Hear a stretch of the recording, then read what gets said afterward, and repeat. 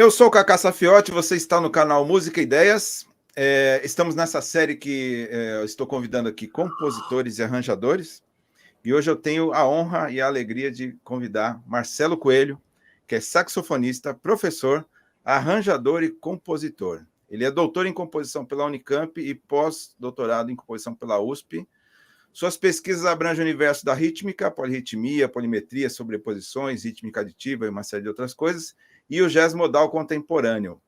Como instrumentista, Marcelo Coelho já tocou ao lado de Dave Lieberman, Bob Mintzer, Hermeto Pascoal, Ginga, Caetano Veloso e tantos outros. É isso aí. Seja bem-vindo, Marcelo. Tudo bem? Tudo bem, obrigado pelo convite, Cacá. Quanto tempo que a gente não se fala, assim, não se vê, né? Só às vezes alguma coisinha, né? O Facebook, o WhatsApp, mas trocando ideia, assim, faz anos, hein? Verdade. Verdade. Mas que bom que estamos aqui. É isso aí. Vamos começar essa história. Me diz como é que é a sua história desde criancinha. Como é que você começou a tocar? Como é que é essa sua história que o bichinho te picou aí? Eu tenho uma lembrança que eu tenho um tio que conta essa história até hoje. Mas eu lembro disso. Eu era muito pequeno, devia ter talvez uns 3 anos ou 4. Ele me levou numa loja de brinquedos, eu e minha irmã. E eu me lembro de ter escolhido um violãozinho. Era um brinquedo devia custar R$2, né? E o meu tio ficou um pouco, não, mas né, pega um carrinho, R$2, era um negócio como se fosse assim. Mas eu me lembro da cena, porque eu me lembro desse violãozinho pendurado, de madeira, de madeirite, bem vagabundo, meio rosa, meio verde, pendurado. Então, assim, embaixo dele tinha um carrinho ou uma bola. E eu fiquei na dúvida. E eu me lembro do que eu pensei. Olha que loucura. Eu pensei assim, mas eu já tenho carrinho. É como se eu já soubesse mais ou menos pelo que eu ia passar. Mas eu não tenho esse coisa de música. Era um violãozinho. E pedi o violão.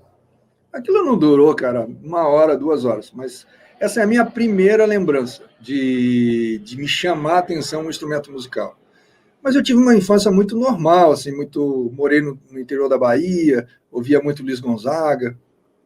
Depois eu mudei para o Espírito Santo, era surfista, jogava bola, e não era aquele cara que a música me chamava a atenção, né? Eu ouvia como qualquer outro adolescente ouvia.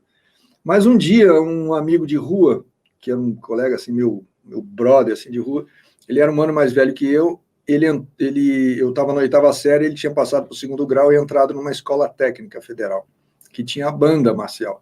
Aí ele me ligou um dia e falou, cara, vem aqui que eu peguei o instrumento lá da banda. Quando eu cheguei na casa dele, era um saxofone. Ele não sabia tocar, ele nem sabia montar direito.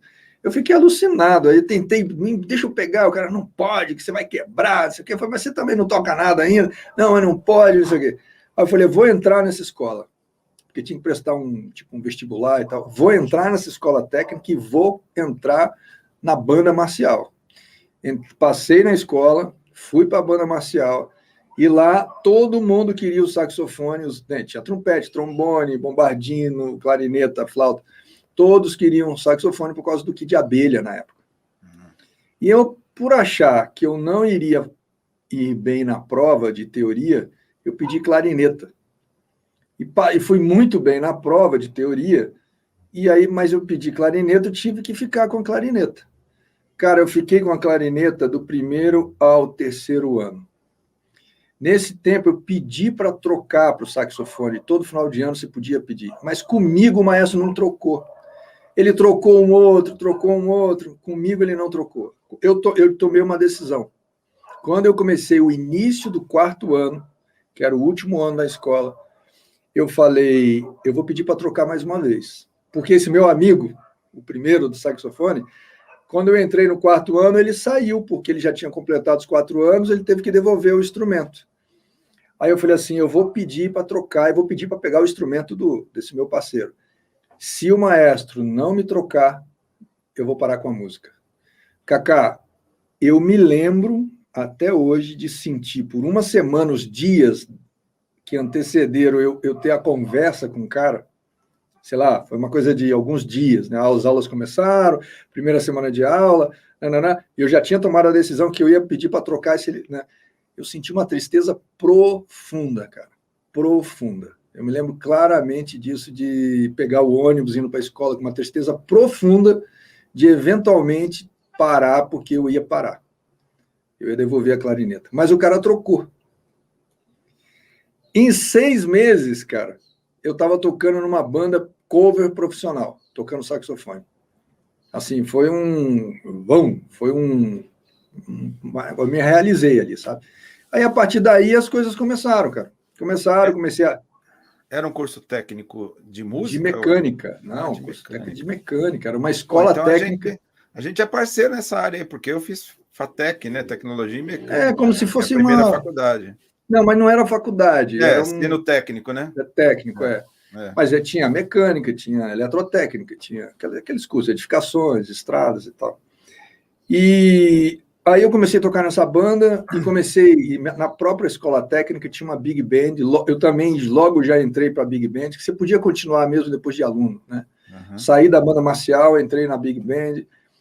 E aí a carreira desenrolou, cara, muito rápido. Montei meu quarteto de jazz. Uma curiosidade, você foi estagiário de mecânica, alguma coisa assim? Eu nem... Fui, só que ao invés de eu ter ido para a grande indústria, eu fui para uma oficina mecânica perto de casa que trocava turbo de carro. Nossa. E eu lembro que eu ia e a molecadinha vinha falar comigo, você mexe com turbo, você quer, é uma besteira. E eu saía da oficina mecânica e ia para o ensaio com o dedo sujo e fedendo a gasolina, porque você tinha que passar gasolina para... Então eu era um boy que tinha a mão e as unhas todas sujas de caixa, de mecânico, de quem trabalhava como mecânico, que ia ensaiar tocando saxofone, e os caras da banda reclamavam, porque os caras da banda eram da periferia da cidade. Era uma coisa que eu também não estava acostumado aí, né? Então foi assim, a partir dali foi uma mudança muito grande. Até que um dia eu percebi que Vitória ficou pequeno, eu já estava tendo aula com o saxofonista da cidade, eu tocava na Big Band da cidade, eu era o solista da Big Band, eu tinha 19 anos. No primeiro, teve um festival de jazz lá, a Big Band tocou, eu fui o solista, abrindo o show para o Mauro Senise, com quem eu vou gravar agora, olha só que loucura. E aí eu falei, ficou pequeno aqui, eu preciso ir ao Rio de Janeiro. E aí, quando eu fui ao Rio de Janeiro ter aula, na minha primeira aula, que eu tive com Vitor Santiago, que foi um cara que eu fiquei muito impactado quando eu vi na minha frente, assim, tocando. Eu voltei do Rio de Janeiro, cara, num estado de êxtase, e foi exatamente no ônibus, voltando do Rio para Vitória, num bate-volta, assim, que eu falei, vou ser músico, eu vou fazer Unicamp, eu já conhecia gente que tinha na Unicamp, só que eu tive que esperar mais um ano, porque nessa altura eu já fazia física na universidade, e ia prestar vestibular para economia. Então, eu estava bem no final do ano, eu tinha que prestar vestibular para economia. Prestei vestibular, passei de novo, fiz um ano de economia, mas no outro ano prestei Unicamp, e aí, a partir dali, a minha vida começa. Né? Pô, que legal. E as suas primeiras bandas foram as primeiras ali de Vitória, e depois você começou a entrar eu toquei nas gigs de Campinas. Vitória eu toquei nessa banda marcial, né? E aí depois eu entrei nessa banda cover profissional, e quando eu decidi... Aí apareceu uma peça de teatro que fez muito sucesso lá, que era eu e um ator chamado Marcel Cordeiro, que hoje mora na Itália, fez muito sucesso de crítica, e era eu e ele no palco, saí na televisão direto, tal, aquela coisa toda, dei entrevista e tal coisa, mas ficou muito claro ali que para mim o negócio era a música, não era atuar. Porque pintou essa oportunidade, você não quer ser ator, menino bonitinho, não sei o quê, é músico e tal, eu falei, não, cara, não é. Pelo que eu vi ali, do pouco que eu vi de atuar, não tem nada a ver comigo, o negócio é música mesmo. E montei um quarteto de jazz lá, chamado Tom e Jazz, no meu último ano de Vitória, que fez um tremendo de um sucesso, porque eu fui numa casa bacana que abriram lá, de uma mulher que era socialite e tal e coisa, e sugeri, eu me lembro direitinho, cara, como é que você faz as coisas do marketing que você não sabia que era marketing. Botei uma camisa, uma calça, botei um sapato e fui falar com ela numa segunda-feira. Aí eu falei, eu tenho um quarteto de jazz. Ela falou, não é possível, um menino desse, novo, quarteto de jazz, com quem? eu falei os dois figurões do jazz, que eram um cara mais velhos da cidade, com fulano e fulano. Eles tocam no meu grupo. Ela não acreditou. Eu falei, eu quero tocar aqui. Nossa, não sei o que. Ela falou, vamos fazer toda segunda-feira. Não existia segunda-feira em Vitória. Vitória é uma cidade pequena. Segunda-feira não tinha nada. Todo mundo via novela e ia dormir. Aí começou... Como é que era o nome do... Não sei, era alguma coisa do jazz, segunda-feira. Cara, explodiu. Durante um ano inteiro, naquele ano de 93, eu saí no jornal toda semana. E aí eu comecei a trazer convidados da cidade. Eu toquei com todos os músicos da cidade. E quando eu passei na Unicamp, teve a despedida, aí saiu matéria no jornal, Bye Bye Bambam, as coisas. E aí eu fui embora. Então, saí de Vitória com 21 anos e já tinha um legado que eu tinha construído, deixado lá, uma carreira, uma promessa, vai. Eu saí de lá como uma promessa. Então, e aí foi isso. Então, a história começou ali. Mas eu sinto que a minha formação musical mesmo começa quando eu entro na Unicamp. Ali a coisa toma um outro sentido para mim, né? Antes eu tinha feito muita coisa, mas musicalmente falando eu ainda era muito aquém, porque era uma promessa, era um menino, né? Tinha aquela coisa toda. Fiz alguns eventos que chamaram a atenção, saí no jornal, mas musicalmente falando, a coisa não tinha acontecido, não. Aí começou mesmo na Unicamp, e foi lá que a gente se conheceu, né? Bom, como você falou aí, porque hoje você é o Marcelo Coelho, eu ia... Mas se você falou Bambam, aí eu me lembrei, quando eu entrei na Unicamp em 96, eu fui seu calouro, né? E eu te conheci lá como Bambam. Eu entrei em 94. E aí a Unicamp, conta um pouco lá da nossa... Como é que era a nossa vida lá? Bom, vou falar do que eu... Primeiro eu vou falar do que eu me lembro bem de você. Que você foi um dos caras que me chamou muita atenção. Porque você foi o único cara que eu me lembro, ou pelo menos que me impactou, que trazia uma outra abordagem musical e defendia aquilo. Eu era muito novo, eu era muito imaturo e preconceituoso. Então, quando você falou que o seu negócio era punk, eu não falei nada, apesar de falar assim, esse cara é maluco. Mas você falava aquilo com muita propriedade, com muito, tipo, isso aqui é meu som, né? Aquilo me impactou, apesar de eu achar que você era maluco. Entende? Só quando eu cheguei nos Estados Unidos é que isso quebrou para mim. Porque eu entrei numa escola de jazz e os meninos tocavam para burro, meninos, assim, eles tocavam para burro, para fazer mestrado, os meninos da graduação. Aí um dia eu fui no final de semana lá para estudar, escutei uma banda de rock tocando, assim, ensaiando. Falei, banda de rock? Mas tocando bem. Quando eu olho, cara, era a galera toda do jazz tocando rock, que era o que eles gostavam de fazer. Eles estudavam jazz para melhorar como instrumento, mas não era a música que eles faziam. E o cantor era o saxofonista. Ali mudou a minha cabeça. Então, quando eu rememoro a história de te encontrar lá atrás, você trazer a sua gênese musical do punk e tal, eu falei, putz, o cara tinha isso. E eu não tinha, porque eu nunca tinha tido eu simplesmente, por conta do saxofone envolver o jazz e tal, eu fui por aí, mas não foi uma coisa que eu defendia. Era o meio que eu andava. Então, eu não conhecia os outros meios. Então, eu tinha um certo preconceito. Você não sabe, entendeu? Não sabe fazer. Aquela coisa de preconceito. E aí, quando eu vi isso nos Estados Unidos, isso mudou a minha cabeça. Depois, quando a gente se reconectou, eu falei, poxa, o Kaká era o cara que já tinha esse negócio. Quando a molecadinha, eu pelo menos, não estava... Eu simplesmente tocava, estudava o saxofone direto, mas eu não tinha uma coisa que eu falava, é por aqui, por ali, é isso aqui que eu quero fazer e tal. Eu não tinha isso, não. O caminho foi acontecendo. Mas em relação à própria Unicamp, cara, muita coisa me impactou lá. Mas o cara que mais me impactou, e você sabe, é o Gramani. O Gramani realmente foi assim uma porrada que eu tomei. No primeiro momento, igual todo mundo, ninguém entendia, ninguém conseguia fazer aqueles exercícios. A diferença que eu acho que teve comigo em relação a outros, que eu só fui ver isso muitos anos depois, é que eu não me conformei, eu não consegui largar o que ele passou, porque eu não consegui... Como assim? Entende? Como assim? Como é que eu que eu faço com isso aqui?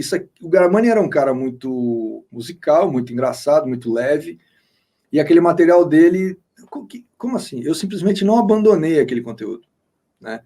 Eu entendi muita coisa, ele resolveu muita coisa de partitura para mim ali, sem resolver partitura, porque você teve aula com ele não dava aula de partitura, de nada disso.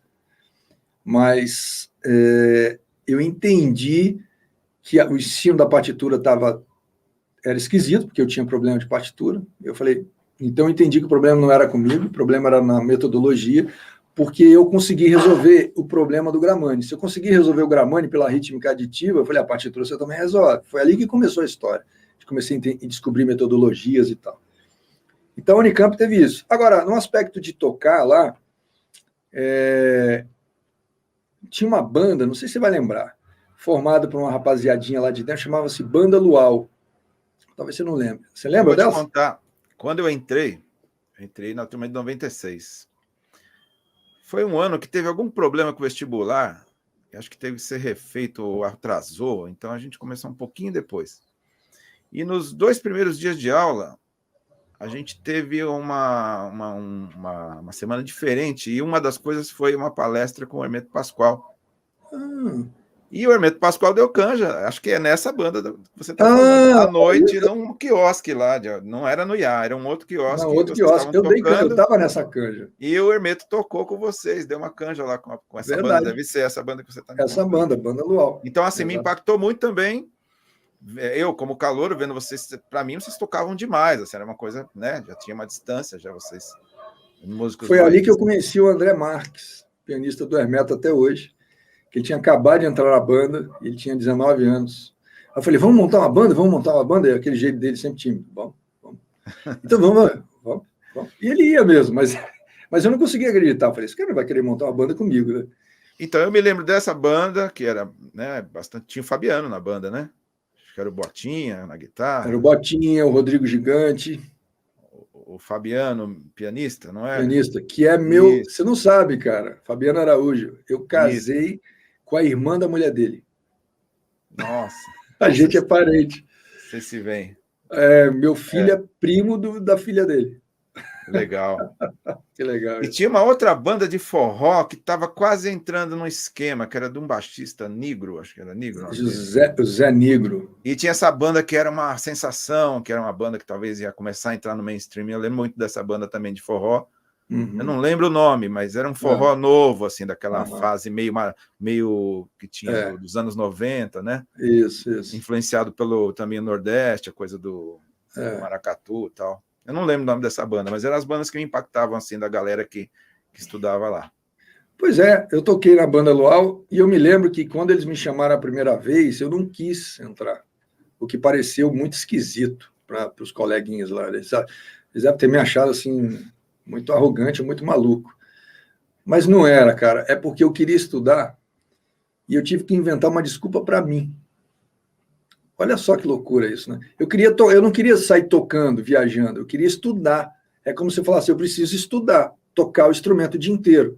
E eles faziam muitos shows, tinha o Edu Ribeiro na bateria depois, eles abriam show do Gil, show no ginásio lá da Unicamp, eles abriam shows também e tal. E no primeiro momento que me chamaram, depois entrou o Pablo Lapiduzas e tal, eu falei assim... Não, cara, eu não quero entrar, porque vocês não querem o Marcelo, vocês querem um saxofonista. Tipo, muito arrogante, né? Mas não era, cara. Isso foi uma desculpa que eu inventei para mim, para eu poder ficar estudando. Tanto que depois eu entrei na banda, né? Aí realmente a coisa aconteceu depois. Mas eu fiquei muito nessa fase.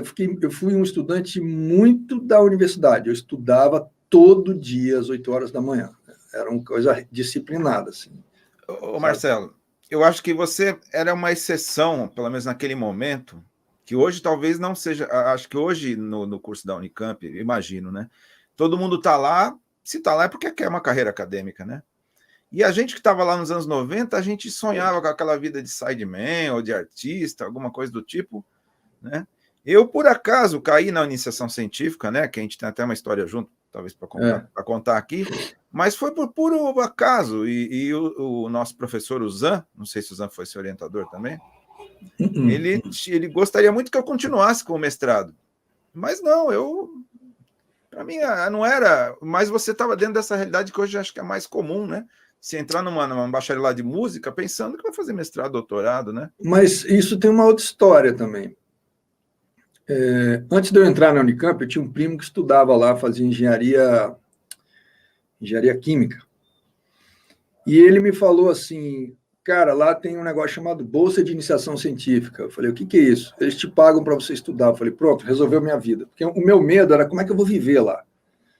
Então, quando eu entrei no primeiro ano, primeira coisa, eu fui atrás de Bolsa de Iniciação Científica. Aí eu descobri que alunos do primeiro ano não podiam pegar. Isso. Aí eu tive que esperar o segundo ano. Tanto que eu tive 2 na graduação. Eu também fiz 2. Foi mesmo mais que o motivo meu também. Eu falei, vou ganhar para estudar? Ainda vou comer de graça no bandejão?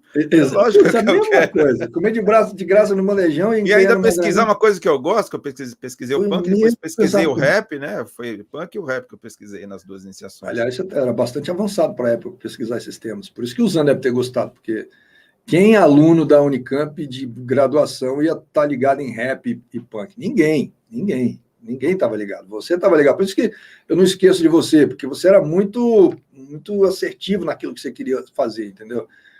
Isso impactava a gente, né, de alguma maneira. Mas aí eu fiz... eu falei, tem iniciação científica, eu vou fazer. No meio da iniciação científica, eu descobri uma bolsa para estudar fora. E o que eu queria, na verdade, Cacá, essa coisa de tocar com bandas e tal, eu queria isso, mas eu queria era dar aula na Unicamp, eu queria ser professor da Unicamp. Eu acho que eu queria ser professor da Unicamp porque, para mim, como eu estava muito lá dentro, eu não conhecia o mercado, para mim o mundo era ali.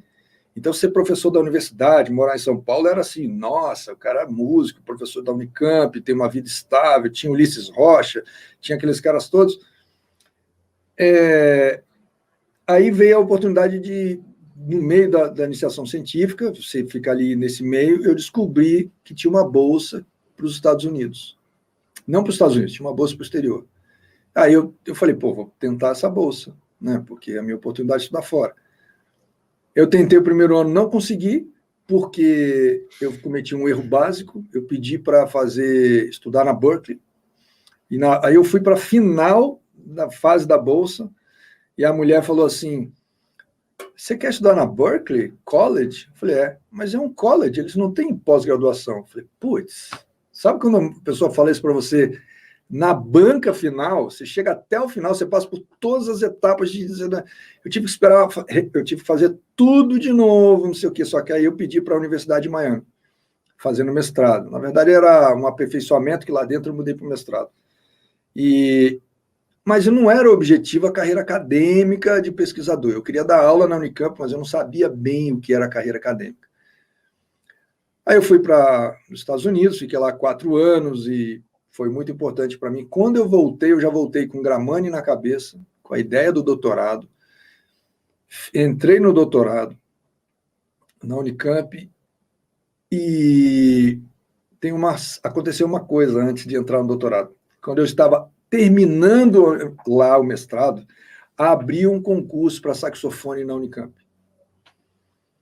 E eu me inscrevi. Eu mais 3 pessoas. E eu tinha acabado de me formar. Falei, a vaga é minha, eu acabei de fazer mestrado, estou pronto. Né?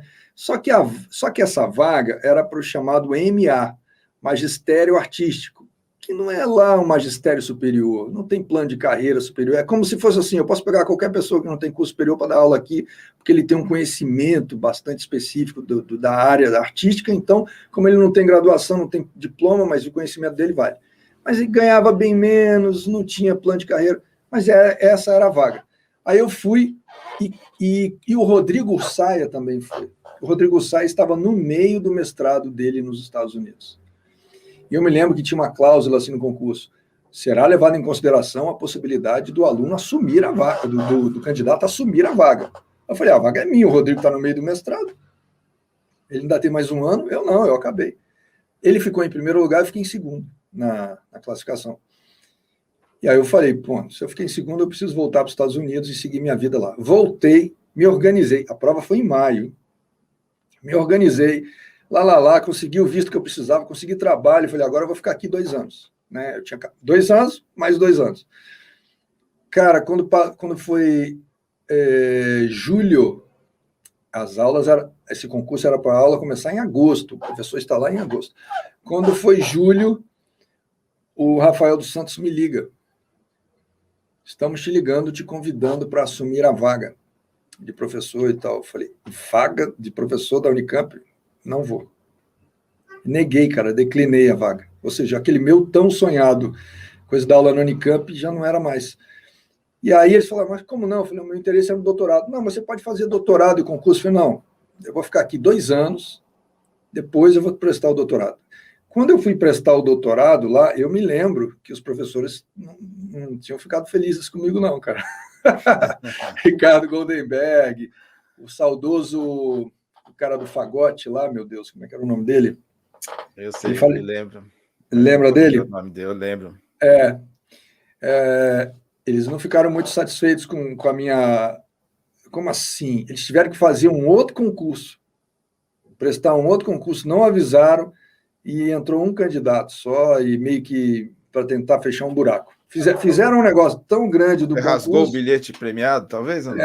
Não, aí, bicho, aí eu voltei para o doutorado e eu falei, eu acho que eu fiz a coisa mais correta mesmo, entendeu? Porque aí a perspectiva de vida de quem já tinha saído do país e tudo, você fala, pô, o mundo não é só dar aula na Unicamp, né? Tem muito mais coisa. E aí foi. Aí a vida começou a seguir por aí. E aí você volta e começa, já engata um doutorado. Eu volto direto para o doutorado. Na USP? Não, na Unicamp. Na Unicamp ainda, né?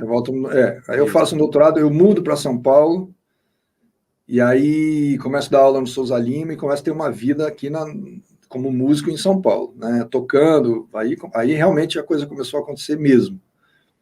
E fazendo o doutorado. O doutorado foi um doutorado bastante desafiador, porque eu propus um tema muito desafiador para mim na época, que era propor um processo composicional misturando gramânico, harmonia modal do Ron Miller, com quem eu tinha estudado nos Estados Unidos, em cima de um poema. Ou seja, o poema ia... Cara, na minha defesa, teve um cara que falou assim, já ouviu aquele ditado, sem saber que era impossível, foi lá e fez? O cara falou, não faz sentido. Você conhece Stravinsky? Aí eu falei, Stravinsky aí eu fiquei assim, Sagração da Primavera, né? Eu não sei como que veio, eu liguei o Stravinsky à própria obra dele, porque era a única coisa que eu sabia da Sagração era o nome do Stravinsky, nem a Sagração eu tinha ouvido direito. Aí ele falou assim, você conhece Messiaen? Eu falei, deve ser francês. Eu não sabia. Ele falou assim, cara, é assim, ó, você sabe o que você fez aqui nesse doutorado? Aí, a partir daí, eu passei a não falar mais nada, porque eu percebi que alguma coisa tinha acontecido ali que eu não sabia o que era. Ele falou assim, você criou um sistema composicional. O Stravinsky criou um sistema. O Messiaen criou um sistema, uma coisa que é um sistema. Mas você não tem tradição de composição, você é um músico de jazz instrumentista. Com todo respeito, o jazzista não estuda compor, eles não sabem o que é compor. Claro que tem, hoje em dia o músico está muito avançado, mas não é a tradição. E você, pelo que eu estou entendendo, não é a tradição mesmo, né? Você é saxofonista, estudou. Como é que você cria um sistema musical juntando Gramani com Ron Miller, com um poema do século XIX? Você tinha tudo para dar errado. Aí, a partir dali, na banca, eu fiquei calado. Calado, só respondia o que me perguntava. Eu falei assim, eu fiz alguma coisa aqui que eu não sei o que é, mas eu já entendi que é, no mínimo, inusitado. E teve uma professora na banca que ela quis depreciar o trabalho. Ela falou assim, mas não faz sentido misturar jazz com Gramani, com um poema. Não faz sentido, isso aqui não... Mas ela não conseguia depreciar o trabalho. Ou seja, ela era daquela área, mas ela nunca tinha criado alguma coisa nesse sentido. E eu era um aventureiro, a priori. Então, e eu passei o doutorado assim por uma fase pessoal de muita mudança, tinha separado, mudando para São Paulo e tal. Eu não sei o que aconteceu, Cacá. Eu sei que eu fiz um trabalho de 350 páginas, complexo, dando aula, tocando, lá. Eu fiz. É como se aquilo tivesse que acontecer, sabe assim? Eu nem coloco... Tudo bem, foi eu que fiz, mas é como se aquilo tivesse que acontecer e iria acontecer, sabe? Isso aqui está no seu caminho, você vai ter que fazer, cara. Esteja você fazendo o que você quiser na sua vida, isso aqui vai acontecer. Senta e faz. Foi mais ou menos isso. E aí é que trouxe todo a minha expertise de polirritmia, de composição e tudo mais, de criar processo composicional muito característico, muito próprio e tudo mais. Veio dessa experiência, desse mergulho, dessa maneira, cara. Meio intuitivo, meio... que é parecido com o Stravinsky. Como disse o professor, ele falou, Stravinsky escreveu a Sagração da Primavera aos 27 anos. Se ele tivesse 50, ele não escreveria. Justamente porque ele não iria se arriscar. Eu falei, olha só. Aí que eu entendi o que é que eles estavam querendo dizer, entendeu? Então foi isso aí, foi um aprendizado muito grande. A partir desse trabalho, você começou a se ligar a um conjunto de músicos do mundo inteiro muito ligado à rítmica, né? As polirritmias, polimetrias, né? E seu trabalho... Você tem um trabalho mais também tonal, de canções, mas você tem um trabalho bastante importante nessa área aí da sua discografia, né? Porque quem se interessou muito pelo meu trabalho foi o David Liebman. Um pouquinho antes de eu voltar para o Brasil, ele dá um curso de saxofone lá, né? Eu fui fazer o curso de saxofone dele. E eu levei alguma coisinha. Só que de tempos em tempos, não sei se era de 3 em 3 anos, ele dava aquele curso do Chromatic Approach dele, de harmonia e tal. Aí eu já estava no Brasil, eu fui fazer esse curso. Só que quando eu fui, eu já estava com doutorado em andamento, então eu já tinha composições, né? Aí quando eu levei, eu me lembro que um dia, quando eu mostrei para ele, ele falou assim, durava uma semana, tinham 15 alunos. A gente dormia na universidade, era de manhã, de tarde e de noite. Cara, é um negócio inacreditável. Uma semana de manhã, de tarde e de noite, com um cara tocar. Tinha uma noite que era para tocar com o quarteto dele, e lá. Ele falou assim, quando eu mostrei para ele que ele viu, assim, que ele entendeu, ele falou assim, vamos almoçar comigo. A rapaziada que estava lá também ficou meio enciumada. Onde você foi? Onde que você foi com ele na hora do almoço? Ele falou, ele me levou na casa dele, cara, para almoçar com ele. Mas por quê? Chegou lá, ele falou, me mostra, eu tinha levado o livro do Gramani, me mostra isso aqui, me mostra, tirou cópia, te fez não sei o quê, me mostra como é que é. Ele sempre foi assim, ele é assim até hoje. É esse tipo de músico de jazz de Nova York que ele vai sentar do seu lado e fala assim, me explica aí como é que é o punk, bicho. Ele vai sentar e vai te ouvir, de verdade. Você fala, pô, eu tô do lado de um maior monstro da música, mas ele não entende o punk, então ao invés de eu perguntando para ele, é ele que está perguntando para mim. Esse é típico, a geração dele é essa. E aí eu fui almoçar, ele perguntou um monte, mostrou para a mulher dele, lá. E aí ele veio ao Brasil logo na sequência, 3 meses depois. 3 meses depois, o que aconteceu? Eu ia gravar o meu disco e ele veio ao Brasil para tocar com a Jazz Sinfônica, como solista. Então ele ia tocar na sexta-feira, alguma coisa assim, e ia embora no sábado, eu ia gravar o disco na segunda. Mas ele chegou uma semana antes, né? Quando ele chegou, eu fui lá encontrar com ele, aí ele falou, trouxe aqui o Xerox, você me explica tudo aqui, viu? Agora a gente tem uma semana aqui no Brasil, ele ficou hospedado do lado da minha casa, do lado mesmo, assim, então você vai me explicar tudo. Eu falei, não, tudo bem, beleza, inclusive eu vou gravar o meu disco na segunda-feira. Ele falou, segunda? Eu falei, opa, já vi que ele participaria. Ali eu tomei um susto. Aí eu falei, inclusive, a gente tem um show na sexta-feira, tem um show na terça-feira. Terça-feira, eu vou. Eu falei, nossa, inclusive a gente tem um ensaio hoje. Hoje, que horas? Agora meio-dia, era 10 da manhã. Me leva para o hotel, quero ir para o ensaio. Eu falei, meu Deus, cara. Liguei para os músicos, falei, bicho, vem todo mundo, chega no horário, porque o David Liebman vai para o ensaio. Ninguém. Tá maluco? David Liebman no ensaio? Bicho, ele quer, cara, ele quer tocar as músicas. Ele foi para o ensaio porque ele queria tocar aquela coisa polirrítmica. Cara, quando a gente fez o show na terça-feira, foi um zum, zum, zum na cidade, o bar ficou absurdamente lotado, que o David Liebman ia dar uma canja, não sei aonde.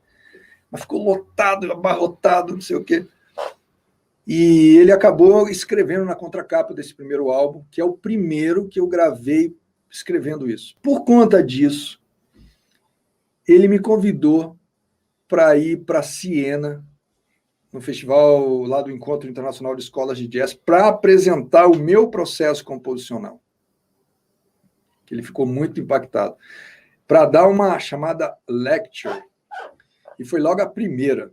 Lecture era de manhã, era onde alguém ia dar uma aula master para todos, porque depois separava, ia o pessoal de instrumentos diferentes, prática de banda, aquelas coisas. Eu me lembro, Cacá, que quando eu apresentei o meu trabalho, foi tão impactante, cara, que eu apresentei da maneira natural. Você vai lá mostrar o que você faz, né? E um pouco receoso. Até eu já tinha a base do meu disco gravado, eu tinha extraído uma base que era em 25/8, para ficar estudando. Eu levei só a base, convidei o Liebman para tocar. Cara, naquele dia, foi como disse a própria mulher do Liebman, you pushed the button. Você apertou o botão. Ou seja, você clicou, você apertou o botão. E era gente do mundo todo, os caras falaram, o que é isso e tal, não sei o quê. Foi ali que eu conheci o Ronan Guilfoyle, que já tinha livro dele, mas eu não conhecia pessoalmente, nem sabia como ele era. Ele se apresentou depois. Falei, pô, que bom que você se apresentou depois da minha lecture, porque se eu soubesse que você estava aqui... Aí eu conheci o cara de Nova York, com o Ronan, a gente almoçou, e aí ele falou assim, a gente precisa se encontrar em algum lugar do mundo, porque eu conheço um monte de gente, e você está me trazendo... Você está linkando o Brasil, que é um lugar que eu quero ir, não sei o quê. E a gente fez, então, 6 meses depois, o nosso primeiro encontro internacional do IRSA. Simplesmente foi assim. Cara, vai ser em fevereiro, lá em São Paulo. Ele falou, vou ligar para os caras que eu conheço, organiza você lá. Ele ligou para os caras conseguiram o dinheiro do governo do país, só precisavam de uma carta convite. De repente, estava lá uns 8 gringos, né? E a gente sei como é que vai ser o nome do evento, como é que vai ser o nome da associação. A gente começou a ensaiar meio e tal, organizou mais ou menos, No final da semana a gente tinha um show, tinha um monte de aula, tinha um monte de coisa, os alunos envolvidos. Aí, a partir daí a gente foi fazendo todo o ano. Aí fizemos em São Paulo, fizemos em Nova York, fizemos na Irlanda, fizemos na Suécia, e sempre vinha 40 músicos do mundo todo, e todo mundo... Não. E aí, foi ali que eu conheci, foi ali que eu entendi e percebi que Gramani é exclusivo nosso, aquele pensamento dele. Aquele material dele está longe de ser explorado. Mas longe de ser explorado. Muita coisa. Cara, estamos só ainda na superfície, né? Na ponta do iceberg, né? E foi ali que eu entendi o que a Glória, a viúva do Gramani, me disse no dia da defesa do meu doutorado. Que é esse doutorado que eu falei que o cara falou, né? Quando acabou, ela estava assistiu o doutorado, assistiu a defesa, e ela veio falar comigo, poxa, parabéns. E eu confidenciei uma situação que aconteceu com o Gramani. Lá atrás, o Gramani estava doente, eu já estava fazendo umas experienciazinhas dele com a banda Luau, olha que louco, fazendo uns temas em 7, alguma coisa assim. E um dia, o Gramani teve um sopro de vida, apareceu lá na Unicamp, eu estava com um CD demo na mão, falei, Gramani, eu preciso te mostrar um negócio. Aí a gente entrou na salinha lá do seu Nelson, onde eu vi o negócio.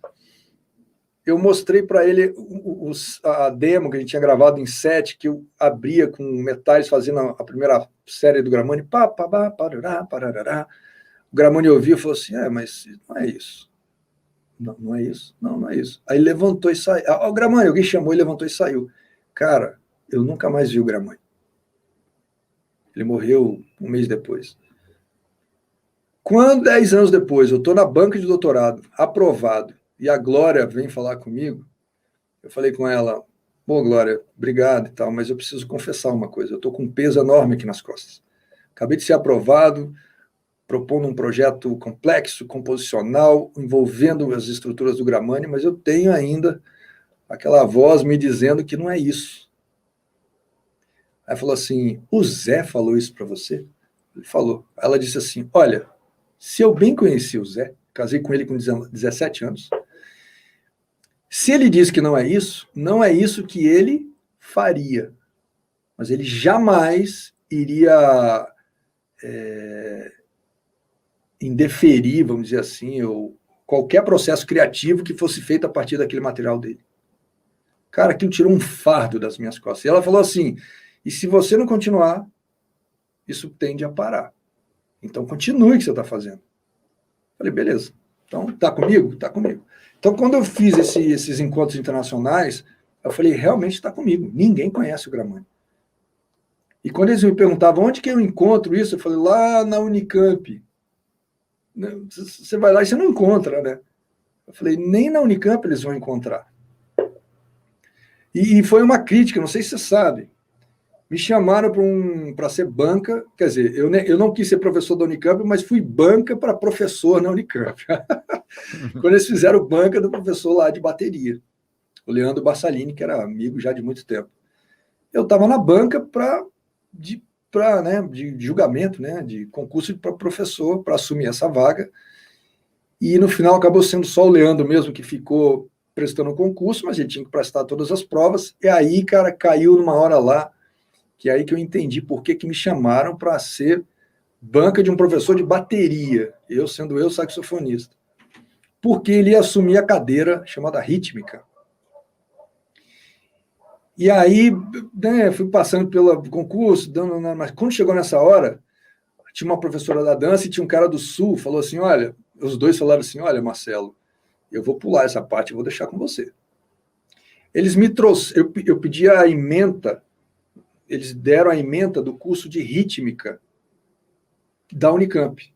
Então estava assim, rítmica 1, semicolcheia, blá, blá, babá, exercício disso, babá, tudo, nananana, e no final, exercícios Gramani. No outro, tercina, compasso composto, depois que vai com isso, que tá lá, uma lista desse tamanho, exercícios Gramani. Cara, mas eu bati no cara, enchi o cara de porrada. Falei, escuta, com todo o respeito aos professores que estão aqui, que muitos foram meus professores e muitos agora são colegas que estudaram comigo. Se tem alguém que deixou um legado aqui nessa escola de música, chama-se José Eduardo Gramani, igual o Messiaen no Conservatório de Paris. Alguém que assuma essa vaga tem que fazer mais do que ele, ou tem que, no mínimo, pavimentar um caminho para que o Gramani chegue para o mundo inteiro, porque esse material é inédito, é nosso e surgiu aqui. E sabe quem está fazendo esse papel no mundo? Eu. E quando eles me perguntam onde que encontra, onde está sendo desenvolvido isso, eu vou falar o quê? Unicamp? Eu deveria falar Unicamp. Mas com essa ementa aqui do que você está me propondo, o que é exercícios Gramani? O que é exercícios Gramani? Aí ele falou, não, porque o Gramani falava que ele não queria... ele queria deixar os exercícios dele soltos para a gente criar. Eu falei, cara, ele pode falar, você não. Você não pode falar o que ele falava. Ele criou o negócio. Você tem que criar uma metodologia para ensinar. Eu não fiz isso. Meu doutorado não foi isso. Pós-doutorado não foi isso. Eu não ensino isso. Só que eu ensino de um jeito que o cara vai seguir o caminho dele. A gente tem que dar um passo à frente. O Gramani entregou o ouro em pó. Está lá, estado bruto. Essa ementa é a que existiu ou que ele apresentou durante o Era o que ele estava apresentando, porque era o que existia, já tinha sido ele que tinha escrito, e era a proposição para a continuação. Essa primeira ementa não foi feita pelo Gramani? Não, tinha sido refeita por ele, ou pelo professor que tinha vindo antes. Foi refeita pelo professor que tinha vindo antes dele, que tinha sido meu colega, eu acho que foi seu colega de sala, que hoje é professor. Mas o Gramani não foi um dos primeiros professores nessa área lá, quando... Mas não tinha essa ementa. Tá. Não tinha essa ementa, porque quando o Gramani era professor, o departamento de música não era ainda reconhecido, homologado, tinha uma história lá, que foi aquela história bonita de movimentação que teve na votação, você deve ter, eu acho que você estava lá nessa época, né, que decidiram que ia virar instituto, tinha uma coisa lá, né? Então não tinha, os caras iam lá... O Gramani veio de São Caetano, né? Ele veio lá da Fundação das Artes, né? Isso. Tanto que eu tenho eu cheguei a te mostrar um dia uma foto, que eu tenho aquela primeira apostila dele. Exato. Da Fundação das Artes, que eu fui aluno do Paulo Padilha, que inclusive está nessa série nossa aqui, Compositores e Arranjadores. Foi meu professor de baixo, foi meu professor que me preparou, digamos, para entrar na Unicamp, e ele tinha estudado com o Gramani e ele tinha esse material. Então, só que de lá da Fundação das Artes. Esse material de lá não é a apostila. É um pensamento ainda divisiva. A apostila que é o pensamento aditivo, da rítmica aditiva. A apostila azul, não. A apostila azul é muito boa, é excelente para a divisiva. Sabe? É um avanço do que seria uma coisa de Pozzoli, tal, uma coisa bem mais abrangente. Que é a base do meu curso de leitura e percepção rítmica, é a base está nesse livro. E aí você começa a dar nomes a essas coisas, né? Esse negócio de rítmica aditiva é um termo que você... Não criei. Não, esse termo existe. Mas ele não é muito conhecido. Mas você utilizou o conceito para poder explicar melhor o trabalho do Gramani. Sim, eu usei exatamente o conceito de rítmica aditiva. Esse é o pensamento de pega uma menor unidade e vai adicionando, né? Então existe esse conceito, né? E eu descobri isso no caminho, porque o Gramani não fala disso. Ele não usa esse termo. Aliás, eu tenho que te contar que a gente vai falar do seu curso daqui a pouco, mas eu conheci seu curso durante a pandemia, né? E eu sou professor da Rede Municipal de São Paulo, professor de matemática. Então, assim, eu tô doido para a coisa... Já estou voltando para a sala de aula, para quando retornar, porque eu tenho um projeto de música e matemática lá, e eu vou aplicar essas coisas da questão da rítmica aditiva e divisiva, porque é a completa simbiose de matemática e música. Poxa, cara, e aí vai informando para a gente o que você está conquistando com os meninos, porque... Mas esse conhecimento disso veio depois, Cacá, assim, não foi com Gramani, né, dessa maneira, né? Foi na hora que eu fui organizar o assunto mesmo nesses encontros internacionais que eu fiz, ninguém falava disso. Eles falavam muito de Conacol, porque é o que, né, que muita gente usava. Aí falavam aquelas outras coisas, modulação métrica, cross rhythm e tal, coisa, mas tudo muito difícil de fazer.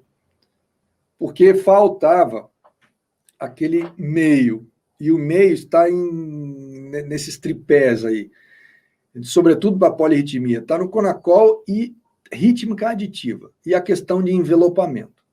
Então, você tem Conacol, rítmica aditiva como abordagem, e envelopar isso aqui, combinando de acordo, aí você vai resolvendo as questões polirrítmicas. Aliás, essa coisa de envelopamento, coisa que eu aprendi com você, tanto nas suas lives quanto no curso, que você conta que foi um gringo lá que muito intuitivo, né?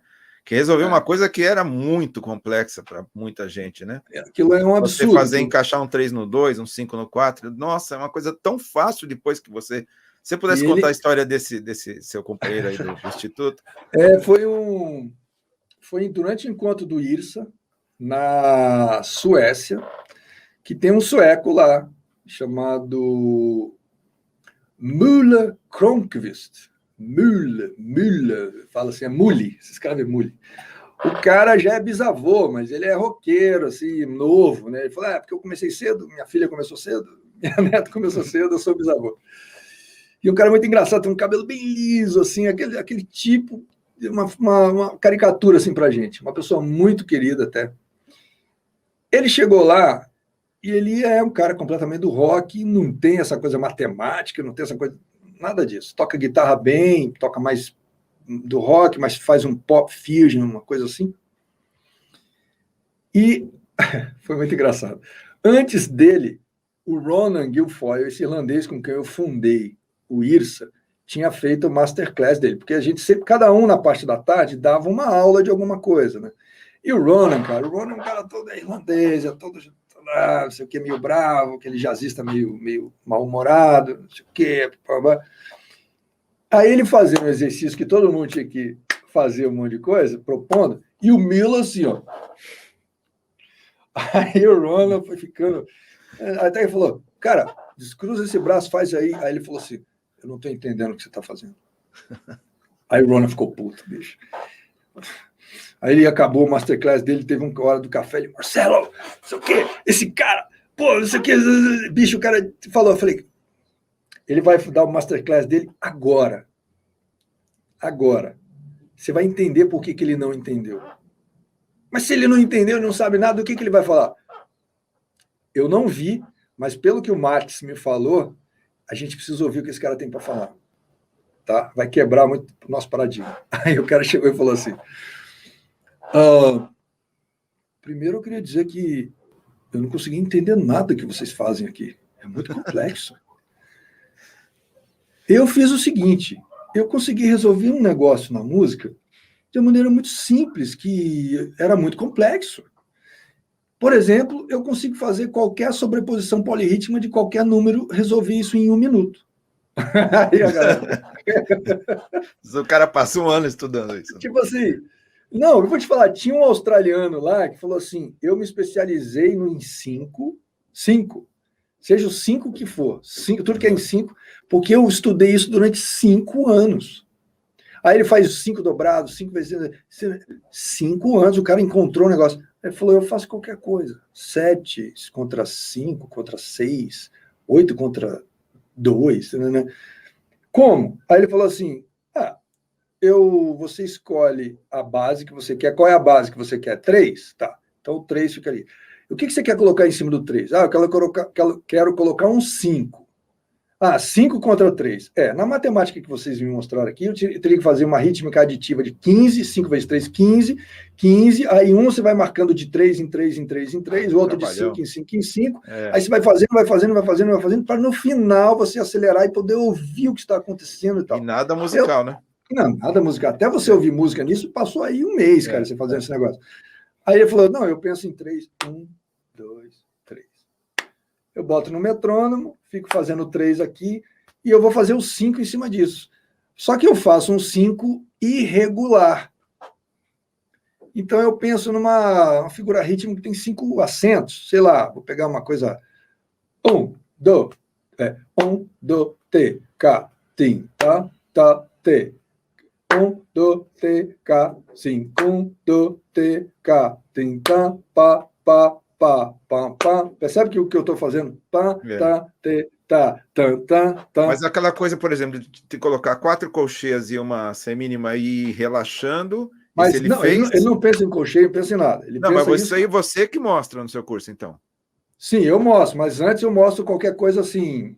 Então, mas isso que eu acho que é o pulo do gato. Se é 3, Sim. Você coloca 4 colcheias e uma semínima, e essas colcheias vão relaxando e vão encaixando. Vão encaixar, mas antes de você pensar em 4 colcheias, uma semínima e tal, você não pensa em nada.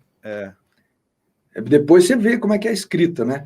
Mas aí simplesmente você não pensa em nada. Você cria. Aí o que ele fez?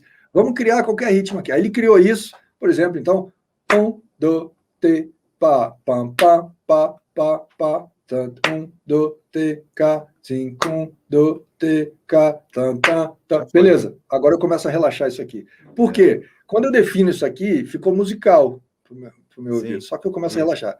Tá, tá, tá, tá, tá, tá, tá, tá, tá, tá, tá, tá, tá, tá, tá, tá, tá, tá, tá, de, ge, na, tom, tá, de, ge, na, tom, tá, de, ge, na, tom, tá, de, ge, na, tom. Sensacional. Quando ele fez isso, aí o cara da australiano falou assim, puta que pariu, sabe assim?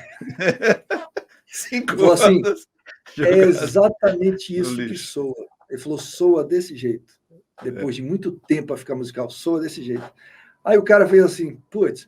Aí ele falou assim, vocês querem tentar? O que você quer tentar? Aí chamou a menina, uma japonesa, o que você quer fazer? Ela falou, não sei. Tá bom, escolhe aí, você. Base 4, e em cima disso vai fazer com a 13. Aí falou, tá bom, pensa em 13. A garota pensou e tal, não sei o que, cantou, memoriza esse coisa em cima do quadro, não, vai. Cara, foi chocante. Foi chocante. Aí ele falou assim, com os meus alunos eu faço o seguinte, a base 4, canta qualquer coisa em cima. O cara nem sabe o que ele está fazendo. Então você pega um 4 lá, 3, 4. Tá, tá, tá, to, te, pa, co, te, to. Tá, tá, tá, to, te, tá, co, te, to. tá, tá, tá, tá, tá. Eu nem sei o que eu estou fazendo aqui, né? Uhum. Aí depois ele começa a fazer tá, tá, tá, tá, tá, tá, tá, tá, tá, tá, tá, tá, tá, tá, tá, tá, tá, tá, 1, 2, 3, 4, 5, 6, 7, 8, 9. Eu nem sei, eu nem sabia que era 9. Você está entendendo? Mas o Aham. cara faz um 9 sobre 4, ele nem sabia. Foi assim, chocante, cara, foi chocante. E foi aí que eu conheci esse cara, com esse método. O que aconteceu é que ele montou um aplicativo, até eu escrevi no aplicativo dele, escrevi no livro dele, e acabei escrevendo em livros de outros caras de Nova York e tudo mais. Aí eu conheci a minha turma, né? A gente se desconectou um pouco agora, mas eu tive acesso aos principais pensamentos de estudos rítmicos e polirrítmicos, e, de repente, vem essa oportunidade de cursos online, não sei o quê. A primeira coisa que eu pensei, eu falei, pô, eu vou juntar esse conteúdo todo, que eu sei que ninguém tem, e vou disponibilizar e tal. E aí foi assim que começou a história dos cursos e tal. E aí virou a turma do Marcelo Coelho aqui no Brasil, né? Agora virou uma Cara, referência, né? eu acho que aqui que eu tive que dar um passo atrás e trazer para as pessoas a questão de resolver a partitura, usando as mesmas abordagens, Conacol, rítmica aditiva. Aí o cara resolve um problema que é um problema, uma dor latente dele, né? Até motivo de frustração, motivo de perder trabalho, de não tal coisa. O cara resolve. Quando ele resolve isso, ele se empodera de música, porque ele resolve um assunto que ele acha que no silêncio, no inconsciente da pessoa que não resolveu a partitura, ele acha que o problema é ele. E aí ele tem aquela frustração em silêncio durante anos. E o problema está com ele. Eu que não consigo, eu não sou bom, eu não sei, eu não sou, né, eu não aprendi direito, eu não sei fazer direito, eu não sou um músico bom, não sou um músico completo. Lá, lá, lá, lá, lá, lá, lá. Quando você vai mostrando para ela que o problema não foi ele, que o problema foi pedagógico, metodológico, porque não faz sentido a pessoa não conseguir aprender um código desse, se ela toca tocar um instrumento é muito mais difícil. E você mostra para ela que tem uma metodologia agora com elementos mais modernos, sistematizado, outras abordagens que vêm de outros lugares do mundo, que faz a percepção do pulso. Não tem nada errado com a rítmica divisível europeia, mas ela foi criada numa circunstância, no outro momento, a música era outra, eles ensinavam de outra maneira, a gente pega isso aqui meio mais ou menos em cima dos livros que tem 50 anos, mais de 50 anos, são os mesmos livros até hoje. Então não vai aprender mesmo. E quem ensina também não aprendeu direito e tal coisa. Quando você resolve isso aí, Cacá, usando as mesmas abordagens que dá para resolver a polirritmia, a pessoa fala, poxa, então vou seguir na polirritmia e tal. Então eu fiz o curso de polirritmia e percebi que a maioria das pessoas, muita gente que entrou, quer o conteúdo, mas tinha um problema mais básico atrás. Aí foi aí que eu acabei criando o método CAD, usando as mesmas abordagens para resolver a questão da leitura e prepara a pessoa, caso ela queira, seguir na polirritmia para desenvolver a questão, né, Esse rítmica. método CAD é uma abreviação do quê? De K Conacol? de Conacol, A de aditiva e D de divisiva. Que bacana. E esse CAD é voltado para o leitura. O curso de polirritmia, eu nem falo nesse termo. Eu falo da aditiva, nem falo rítmica aditiva, se eu não me engano. Mas está implícito lá, porque a coisa não estava clara para mim, assim, desses termos, entendeu? Depois é que juntou mesmo, assim, que eu entendi. Mas, então, o método CAD surgiu dessa maneira, foi exatamente colocando, eu falei, nossa, tem um método, uma metodologia que eu já tinha, mas eu não tinha me intuído disso. E quando você senta para organizar, é que você vê, né? Foi o que aconteceu no meu doutorado, foi depois que eu passei para organizar e que eu vi que eu tinha criado um sistema. E aí eu criei essa metodologia e está resolvendo. Cara, está ajudando gente de todas as idades. Eu tenho alunos de 80, tenho alunos de 85, de 70 tem um monte. E eles estão indo. Tem gente de 60, 70 anos começando música agora e quer aprender a partitura. Porque tem uma coisa que acontece para muita gente, sobretudo quem é entusiasta, que está lá no início do aprendizado, dominar a música é dominar a partitura. Que é um pouco limitado, né? Pensar nisso, mas as pessoas pensam. Mas o primeiro é porque eu acho que é em estado de consciência do É. que é música. Um Que é o cara que é. letramento, né? Alfabetização, talvez, né? Exato. Imagina que esse é um processo importante, né? É um processo importante. Sim, Então, eu digo, mas a gente sabe que são outras vivências, 1000 que a gente tem na música, exato. mas esse é um deles, né? Mas eu percebo que é um estado de consciência do nível de aprofundamento que o cara tem na música ou não. Sim. Eu vejo lá que tem os entusiastas, que é aquele que quer tocar sem compromisso, mas tem interesse de aprender. Esse pensa desse jeito. Esse aí. Aí, quando ele vai se aprofundando, ele vai para uma faixa etária que eu chamo de estudante, independente da idade. Tem gente que estuda música há 10 anos, né? Esse cara tem uma outra consciência. Ele já tem uma outra consciência do estudo da música.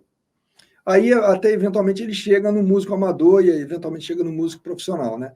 Então, por exemplo, eu estava até trabalhando nisso hoje. O cara que é estudante de música, para ele, Cacá, nota certa em tempo errado é nota errada, ele já saca isso.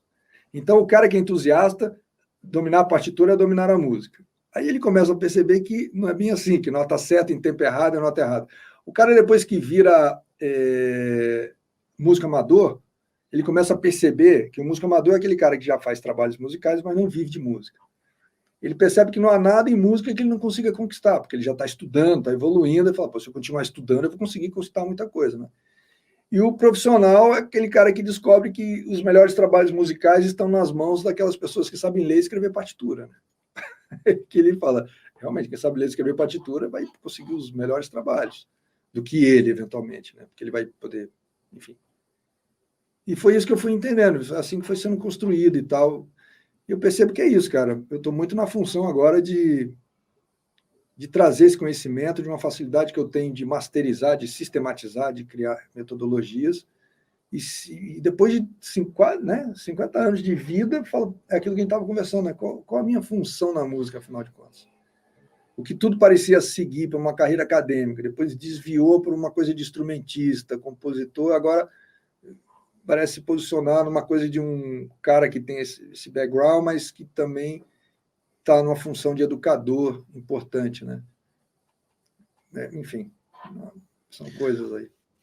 Agora, tudo isso aí levou a um processo de compor e arranjar completamente novo, né? Primeiro para você e depois você está divulgando isso, né? A mim tem me feito muito, muito bem. Tenho arranjado e feito, né? Aqui no meu canal tem uma releitura que a gente fez de Dune Bug, dos Mutantes, e tem uma parte lá que era um Moog fazendo uma. Eu fiz outra coisa e eu botei um 2-1 ali. Fiz uma frase 2-1, virou um 5x4. Quem tocou comigo falou, mas é um 5x4. Falei, tá dando para ler aí ler, mas não precisa explicar. E fez, e ficou musical, e fez o negócio, né? Então, como é que é isso, em termos de processo de composição e arranjo, o uso de todas essas ferramentas? Pois no é, seu cara. Trabalho e o que você tem visto por aí? Eu percebo que esse negócio das linhas rítmicas do Gramani, depois que você explica a partir da rítmica aditiva, aquilo é um potencial, cara, aquilo é uma caixa de Pandora. Você abre assim e você começa a ser criativo. Porque a coisa da criatividade na música, eu tenho percebido, está quando a música é exercida no sistema todo do corpo. Não é só aqui, não. Quando o cara sente, quando ele balança, na hora que ele está fazendo, ele... E quem é que faz balançar é o ritmo. Então, quando o cara entra na questão rítmica, ele mexe no sistema todo. No sistema todo. E o Gramani entra nisso. Então, você começa a perceber e quer fazer, e você começa a ouvir, aí você faz o 2-1, mas você faz aquilo virar música, você está balançando, a coisa começa a acontecer. Então, eu comecei a fazer muito a música pensando nessas estruturas, né? Pensa no número, pensa na frase, canta, envelopa, balança. Quando balança, está sentindo, escreve para o músico, isso aqui vai gerar uma outra coisa. Sempre vira uma outra coisa. Mas eu comecei a perceber que eu estava indo, minhas músicas estavam ficando todas nesse viés polirrítmico e tal. Só que eu gosto de outras coisas também. E eu não conseguia sentar para compor uma bossa nova. Sentar para compor, não. Eu sento e começo a mexer, boto lá, aí começa a vir as polirritmias, começa a vir. Eu resolvi esse problema me propondo um desafio. Eu percebi que eu tinha uma certa facilidade para compor na rua, compor. Facilidade para cantar melodias. Eu falei, será que eu consigo compor na rua, compor um tema? E eu lembro que eu senti um impulso, olha que louco, um impulso. Não foi, vou sentar e fazer. Numa reunião de trabalho, que era 2 da manhã, tinha um trabalho relacionado com empreendedorismo e música, e eu falei assim, se eu puxar uma folha de papel aqui, começar a riscar uma partitura, começar a querer compor, acho que vai ficar esquisito. Mas eu acabei segurando esse impulso. Aí depois eu me arrependi bastante. Falei, porra, cara, né? Só que aconteceu depois uma outra situação. Eu estava num curso de PNL, eu senti esse negócio, eu estava com uma apostila, um papel em branco, falei, vai ser agora. Aí eu risquei, escrevi uma música, no outro dia escrevi outra. E esqueci. Cara, eu encontrei isso depois, sei lá, uns 2 meses depois, falei, olha só, fui tocar. Aí que veio uma grande surpresa, falei, olha... E tem uma dessas músicas que eu escrevi, que é uma música muito bonita, que eu gravei. Aliás, gravei essas duas no meu primeiro álbum, Compondo na Rua, volume 1. E aí eu falei, peraí, mas como é que eu compus isso? Eu não tenho ouvido absoluto. Como é que é? Tem alguma coisa aqui. Aí eu comecei a perceber que eu tinha criado um processo, eu de novo criando um processo. Uma metodologia que dava para seguir. Tinha lá um conhecimento de harmonia, alguma coisa de funcional, de funcionalidade, era mais me ajudou, mas uma coisa de ficar cantando movimentos de baixo, que me fazia ouvir, vou fazer um movimento do baixo aqui, eu vou pensar aqui movimento das notas, como se fosse voice leadings, para montar os acordes e tal. Melodia, eu vou mais ou menos por aqui, que eu estou ouvindo e tal e coisa, e tal e coisa. Aí eu falei assim, tem um método aqui, será que isso aqui as pessoas aprenderiam? Aí eu peguei um parceiro, um aluno lá num ateliê de composição que eu ministrei e ensinei isso aí. Eu falei, foi assim que eu fiz, experimentem dessa maneira. Pô, não tem um cara que hoje está compondo na rua, bicho? Ele escreve compondo na rua. Ele falou, pô, eu troquei meu celular pela partitura e a caneta em fila de banco, não sei o quê. E ele falou assim, realmente, eu não necessariamente estou ouvindo tudo que está acontecendo, mas eu tenho uma ideia do que está acontecendo, tal e tal, você escreve e bota para tocar. Sempre se guiando por uma questão funcional tonal ou para modal também rolar? Tonal, aí que tá. Por que eu me propus esse desafio? Para compor alguma coisa tonal, porque todo o meu caminho, quando eu sento para compor o piano e tal, vira modal, polirrítmico. É quando eu boto a cuca para funcionar. Esse outro não, é bem mais intuitivo, tudo tonal. Eu falei, então tudo que eu quiser compor meio tonal, pode até misturar um pouco de modal e tal, mas com uma bossa, uma balada e tal, eu vou fazer desse jeito. Eu vou fazer desse jeito, cantando. Sei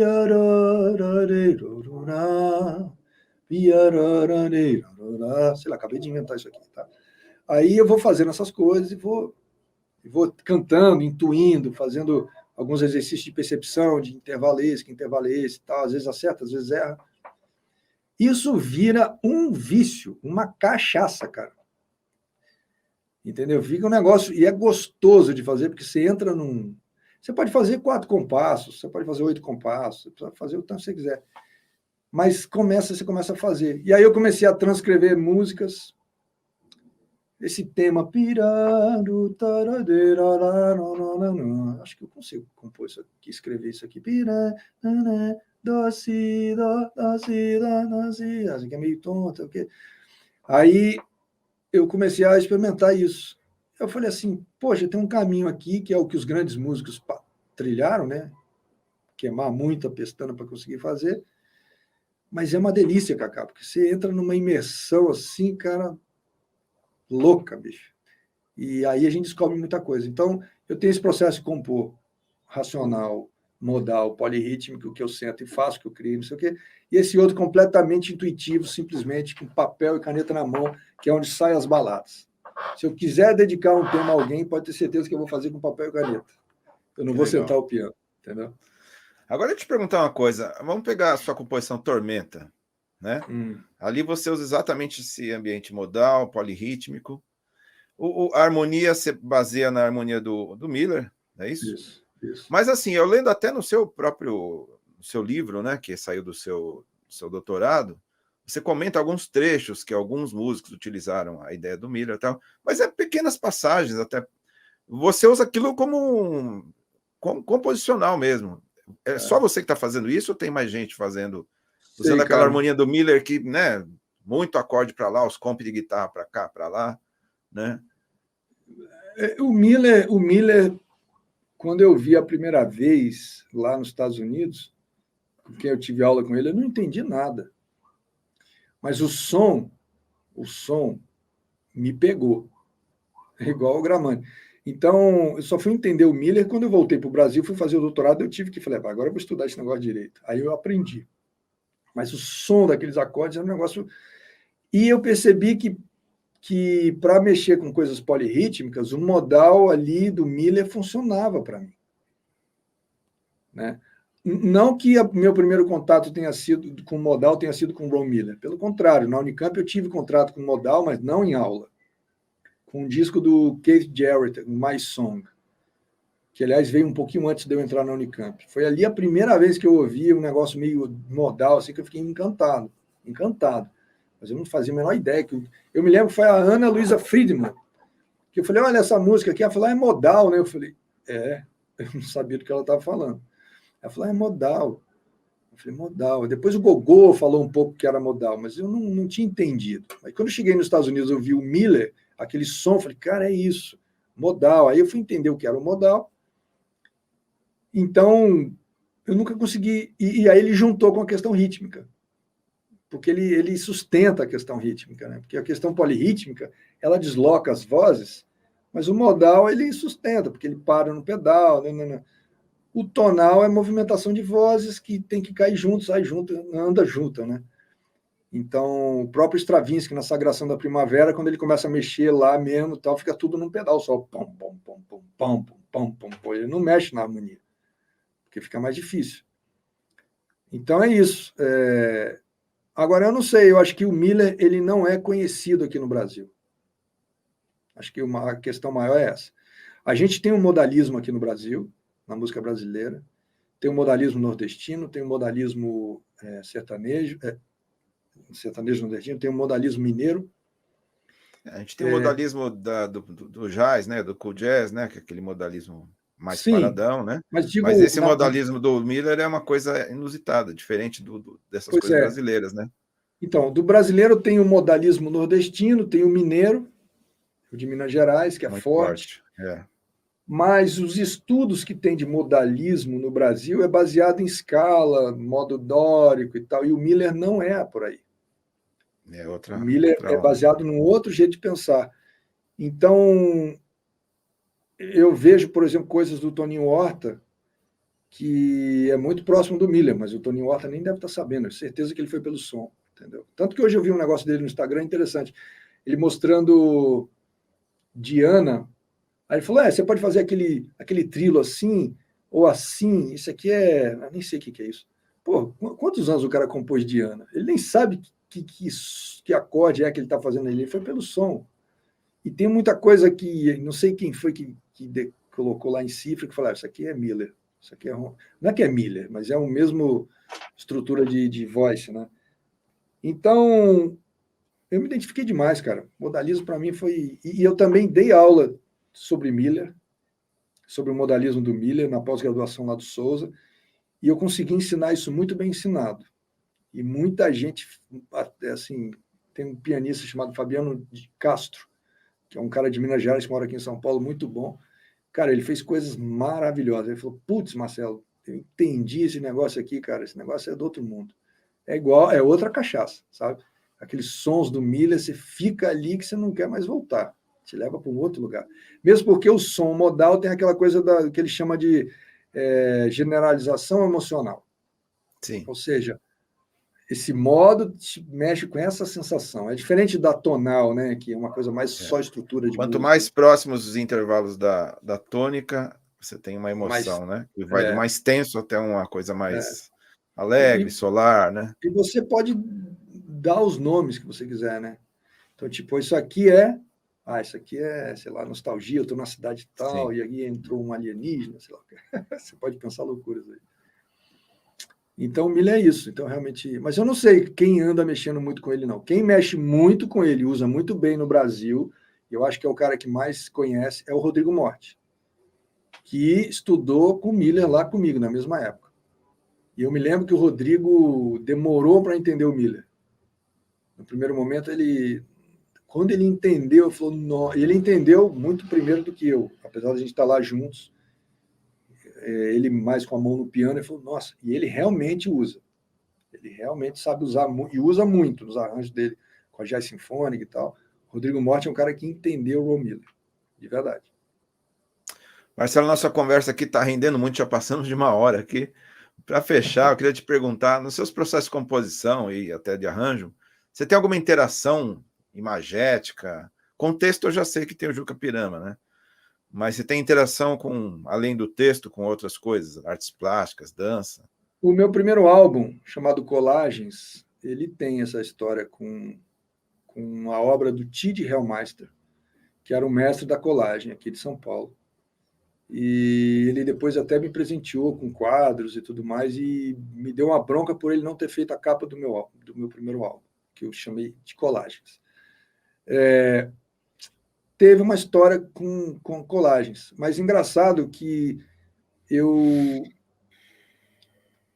fiquei inseguro de fazer isso. Eu estava criando a partir das coisas dele, mas eu me senti inseguro. É como se eu estivesse me apropriando de algo que eu não pudesse mexer, entendeu? E depois ele me deu bronca por causa disso, né? Ele falou que não era nada disso, que eu tinha que fazer isso mesmo. Mas eu tive isso. Eu percebi que eu me sinto muito bem, Cacá, indo para fora da estruturação musical. Quando eu componho na rua, papel e caneta, eu só consigo me concentrar na estrutura da música, porque eu não tenho nada para me ajudar, entendeu? Aí é cantar mesmo, lá, meio tom, se aqui liga a voz com voz, a voz está próxima e tal. Quando eu estou ao piano e está tudo na mão, se eu começo a ter alguma referência fora para eu poder e tal, é melhor. Então eu tenho essa ligação, eu tive, né? Tem com o Juca Pirama, com texto, depois eu mexi um pouco com rap, que tinha um negócio lá dos caras com a letra, depois... E aí tem essa do primeiro álbum que veio com as artes plásticas. Eu preciso me aprofundar mais nisso, né? Eu estou muito na área aqui agora desses cursos, mas eu preciso me aprofundar mais. Teve uma coisa que eu acho que até comentei durante as suas lives, eu já estava fazendo o seu curso, que eu fui aluno especial na educação musical com a Fonterrada e com Concília La Torre. E tem um teórico da educação, que é o Painter, que ele propõe, às vezes, a partir de qualquer coisa, uma obra, sei lá, a gente fez um exercício com, era um órgão de móvel, que era gigantesco, lá dentro da Unesp. Então a gente olhava para aquele móvel e percebia uma estrutura com algumas regularidades, o tamanho, dimensões laterais, quantos tubos tinham, enfim. Disso a gente podia trazer alguns números e a partir ou números ou volumes traduzir nas propriedades sonoras. Isso é mais para educação musical. E eu comecei, a partir das coisas que você foi mostrando, eu comecei a pegar alguns conjuntos de obra do Arthur Bispo do Rosário. Olha. E era um conjunto de congas empilhados assim. E dali eu abstraí para números de quantidades de congas que tinham, e eu abstraí para fórmulas de compasso, para algumas coisas mais irregulares, e eu fui pelo caminho que você mostrou, a partir de uma obra de arte, traduzindo aquilo em conjuntos e números, né? Mas também dá para começar a abstrair, dentro da questão do Miller, sobre talvez esses números proporem intervalos e você cair em alguma escala, em alguma estrutura harmônica, né? Eu fiz uma live com o Liduíno Pitombeira. Eu assisti, muito boa. Pois é. E a gente chega à conclusão de que os músicos de vanguarda são adolescentes rebeldes. Não tem regra mesmo, cara. Você pode criar com o que você quiser. E eles fazem associações com tudo. Eu já vi, por exemplo, um compositor apresentando um trabalho de pesquisa que ele pegou uma aranha, né? Um desenho de teia, e projetou em cima da partitura. Aí marca as sombras lá, né? Aí onde tinha os nós, os nets, ele era nota e tal, ele ia marcando, e era ali que ia... Assim, cara, porque o objetivo é uma questão aleatória, né? aleatória, é para chegar em E sonoridades. depois você cria um processo a partir dali, você começa a criar suas regras, né? Exato. Eu acho que para essa série que a gente está apresentando aqui sobre composição e arranjo, fica uma grande dica, né? Bicho, é criar suas regras. É isso aí. Foi exatamente isso. Marcelo, para a gente fechar, se você gostaria de falar sobre seus cursos, sobre seus contatos, para deixar aqui na descrição. Eu estou com 2 cursos, um está fechado. Praticamente eu só estou com um agora, chama-se Leitura e Escrita de Partitura. Mas esse é um curso, vamos dizer assim, topo de funil. Entra todo mundo que se envolve com música passa por isso. Só que dali eu estou começando a entender que as pessoas estão me pedindo a continuidade de coisas. Então, já estou entendendo que estão me pedindo coisas de composição, com esse pensamento de compor na rua, aí isso vai envolver um pouco de harmonia, harmonia voltada para isso, percepção melódica. Então, me parece que eu estou seguindo por esse caminho. O curso do Miller ia bem aí também, para uma galera que está interessada. Todos esses iam bem. Me parece que eu estou começando a criar essas demandas que vai virar aí uma esteira ou uma cadeia de coisas. Eu estou entendendo que vai virar um portal de uma escola, não vou chamar assim, mas a pessoa pode ir migrando e, de repente, eu vou trazer outras pessoas, outros professores e tal e coisa. Mas tudo está pela entrada da partitura. Por que a partitura? Porque ela empodera o músico, uma vez que ela é o que muita gente tem a impressão de que dominar a música é dominar a partitura. Se ela dominou a partitura, ela se empoderou, certo? Ela se empoderou, mas ela realmente resolveu uma coisa que estimula, e aí ela começa a querer, pô, se eu conseguir, eu consigo mais e mais e mais, consegue. Porque não tem nada em música que as pessoas não consigam aprender. De fato, não tem. Você pode não conseguir fazer, não conseguir realizar, mas aprender você consegue, você entende, você compreende. Não é uma matemática que você exige um conhecimento de cálculo, né? Não é nada disso. Não é para ser. Não tem por que ser tão complexo, ser um negócio difícil. Não tem por que ser assim. É muita coisa para decodificar. Mas dá para se compreender tudo. Eu acho que decodificar e transformar isso em música, isso é tempo mesmo. Mas que não aprender, todo mundo consegue. A partitura, então, é um código. Mesmo quem não tem interesse em música, aprende. Ele não transforma em música, mas que ele consegue entender e resolver, ele até resolve. Meu pai resolve, meu pai não sabe nada de música, não gosta, mas ele faz. Engraçado. Bom, então eu vou deixar nos comentários aqui seus contatos, né, seu site, ótimo, tudo isso, para a galera que se interessou poder te procurar. Beleza? Beleza, Cacá? Cara, eu quero te agradecer demais você ceder seu tempo aí. Esse bate-papo foi muito bom. Bacana. E parabéns, cara. Continue, porque a gente precisa, assim, dessas... Né? Obrigado. E agradecer mesmo. E vamos parando por aqui e convidando quem está assistindo aí para acompanhar os outros bate-papos com os compositores, arranjadores e músicos que estão pintando aqui. Valeu? Obrigado, Marcelo. Você, abração. Cara. Um abraço, até mais.